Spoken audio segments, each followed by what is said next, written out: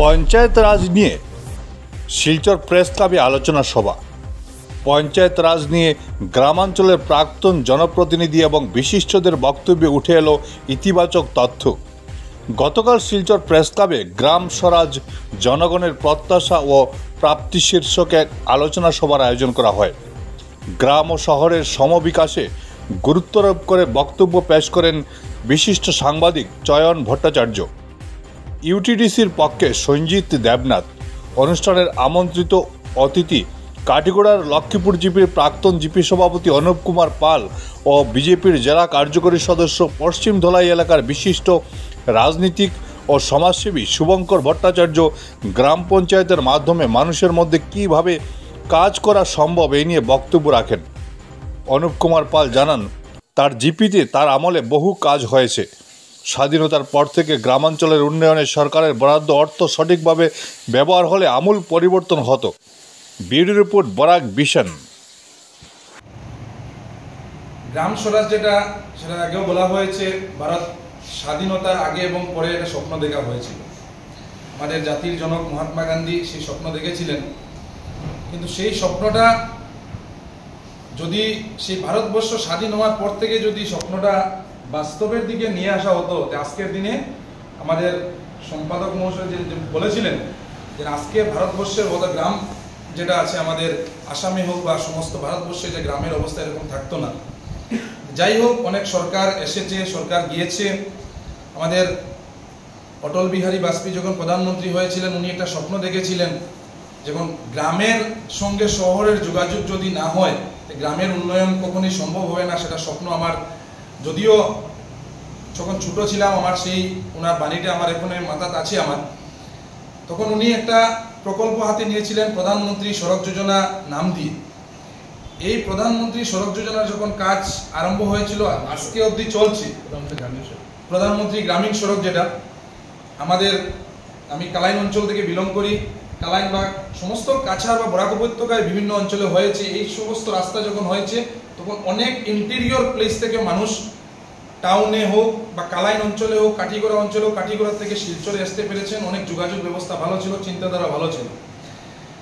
উনারও কার্যকাল 6 বছর পরে সরকার চেঞ্জ হয়েছে। তৎকালীন সময়ে কংগ্রেস সরকার এসেছিল, 10 বছর মনমোহন জির সরকার এসেছিল। কংগ্রেস সরকারের পিরিয়ডে আমরা দেখেছি গ্রাম স্বরাজের অবস্থা কি হয়েছিল, বা আমাদের কাছাড় অঞ্চল বা কাঠিগড়া অঞ্চলের অবস্থা দেখেছি। পঞ্চায়েত রাজ কি সিস্টেমে চলছিল, একটা কার্যালয় ছিল না বসার, আমরাও তখন বয়স অনেক ছোট, কার্যালয় ছিল না, ব্লকের অবস্থাও ভয়াবহ ছিল, আধিকারিকরা ছিলেন না, কিরকম হবে ফান্ডিং এর সেই ব্যবস্থা ছিল না। বৎসরে 5 লক্ষ 6 লক্ষ টাকা একটা গাঁও পঞ্চায়েতে আসতো, কিন্তু এই 6 লক্ষ টাকা দিয়ে একটা গাঁও পঞ্চায়েত পরিচালনা করা তখনকার পঞ্চায়েত সভাপতিদের অনেক অসুবিধা হয়েছে।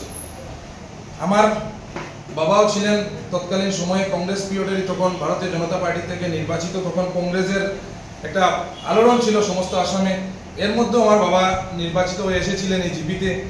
অনেক ঘাত প্রতিঘাত পার হতেও দেখেছি আমার বাবাকে আমি, বা ওনার বডি যে তখনের দিনে আমরা, কিন্তু আমার লক্ষ্মীপুর গাঁও পঞ্চায়েত যেটা ভারতীয় জনতা পার্টিকে মানুষ নির্বাচন করেছিলেন তৎকালীন সময়েও। আমাদের লক্ষ্মীপুর গাঁও পঞ্চায়েত আজকে পর্যন্ত কোনো কংগ্রেস দল থেকে কোনো নির্বাচিত হতে পারেননি। আমি যেটা 2018 সালে নির্বাচন লড়েছিলাম, আমি ভারতীয় জনতা পার্টি থেকে লড়েছিলাম। তখন আমার বয়স মাত্র 34 ছিল। কথা বলতে গেলে স্বাধীনতার পূর্বেও গ্রাম স্বরাজ নিয়ে স্বাধীনতা আন্দোলনের সময় 1906 সনে কংগ্রেস অধিবেশনে দাদাভাই নওরোজি, লালবাল পাল, বিপিন গঙ্গাধর তিলক সবাই গ্রাম স্বরাজের কথা বলেছিলেন। মহাত্মা গান্ধীও গ্রাম স্বরাজের কথা বলেছিলেন। আমরা যদি তারও আগে যদি যাই, ছত্রপতি শিবাজি গ্রাম স্বরাজের কথা বলেছিলেন, যে গ্রাম স্বরাজ মানে গ্রামের অটোনমি। গ্রামের অটোনমি, একটা গ্রাম সম্পূর্ণভাবে ত্রিস্তরীয় পঞ্চায়েত ব্যবস্থায় গ্রামের যিনি প্রধান হবেন, উনি গ্রামের জনগণের সার্বিক উন্নয়ন, সামাজিক ন্যায় বিচার নির্বাচিত হয়ে উনি দেখবেন 5 বছরের জন্য। কিন্তু স্বাধীনতার পরবর্তী সময়ে 60-এর দশকের পরে যে পঞ্চায়েত রাজ প্রতিষ্ঠিত হয়েছিল, সেই পঞ্চায়েত রাজের হাতে কোনো কারণেই হোক সম্পূর্ণ ক্ষমতা হস্তান্তর করা হয়নি।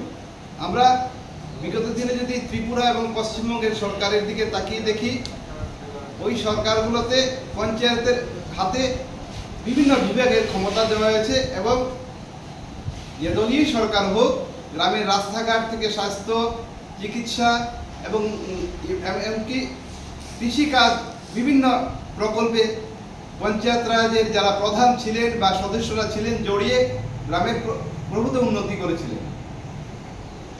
গাইডাঙ্গার এলাকায় এবং তিনি সেই এলাকার বিজেপির একজন সবচেয়ে পুরনো কর্মকর্তা আপনারা বলতে পারেন।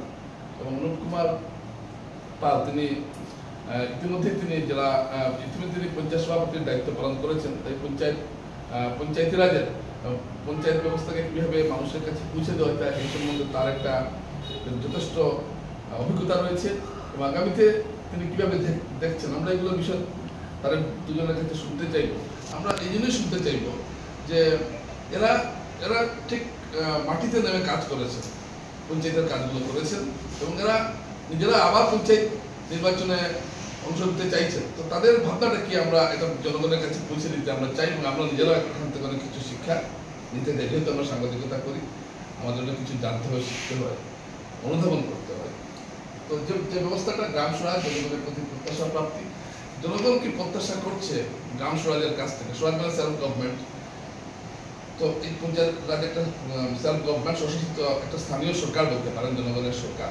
তো সেরকম একটা সংস্থার কাছে সরকার মানুষকে আশা করছে এবং কি পাচ্ছে, এটা একটা বিরাট প্রশ্ন। অনেকদিন থেকেই আমরা বলছি। কি একজন বলেছেন, নামটা ভুলে গেছেন, যে পঞ্চায়েতি রাজ